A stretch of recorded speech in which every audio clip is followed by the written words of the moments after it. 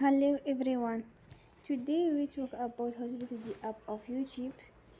You will go to settings, then we click on apps.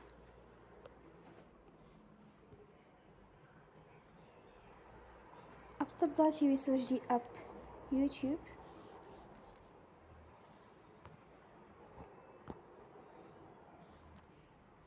And you will click. Then you will click on full stop.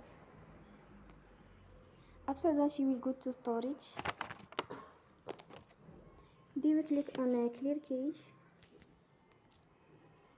In the end you will turn off your Wi-Fi and you will turn again. Don't forget to support us by like and subscribe.